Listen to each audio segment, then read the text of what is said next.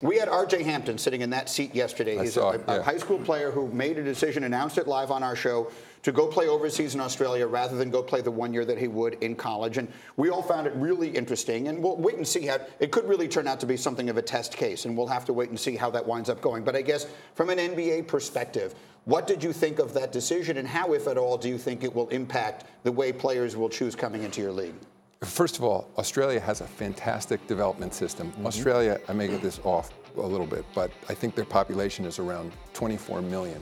And so a country of 24 million, they have around a dozen NBA players in the league right now. So pound for pound, one of the best basketball countries in the world. And we've studied sort of the Australia academy system, and there they take their young players and they move them. I don't know if they quite call it a professional track, but they become full-time ball players. You know, once they hit 14 or so, they're designated based on, you know, aptitude they've shown, in some cases, when it comes to basketball, height or other things. And so I think from that standpoint, if I had a son or if I were advising someone and said, where are you going to go to develop? Australia is one of the best places to do that.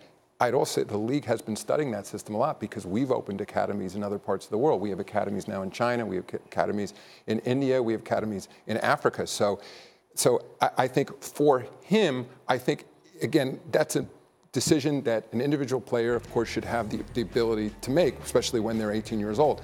The last piece I'll say on that, I am a little jealous because we are, in our G League, trying to create our own professional track. And to the extent that, and I haven't talked to him yet, or his advisors, but to the extent he decided he was better off in Australia than our G League, I think I'm going to, talk to Commissioner Sharif of the G League and say, what should we be looking at differently? Because I think there are things we should be doing differently so that for an American player who decides that college isn't for me and I want to, as RJ said, I want to spend full time devoted to the game of basketball, that's my best chance to be in the NBA, there should be an alternative opportunity in the U.S. to do that. I agree. If and when do you anticipate high school players having the ability to go straight from high school to enter the NBA draft?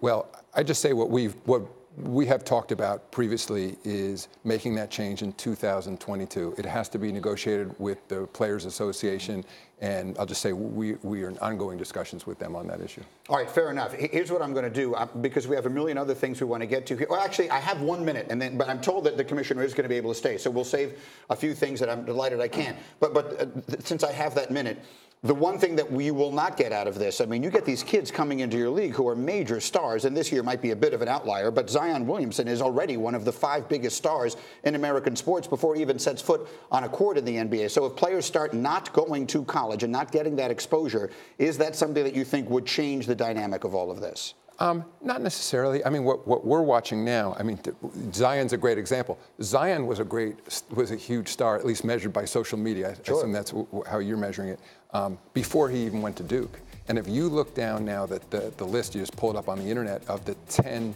top-ranked high school players in America, they all have hundreds of thousands of social media followers. And I think what some people misunderstand, where Nike and the other shoe companies are involved in youth basketball, a lot of people think it's so they can, in essence, get their hooks into the young players to sign them later. Really, they're doing it for promotional reasons. There's a huge audience following youth basketball in this country. So that's something we're looking at as well.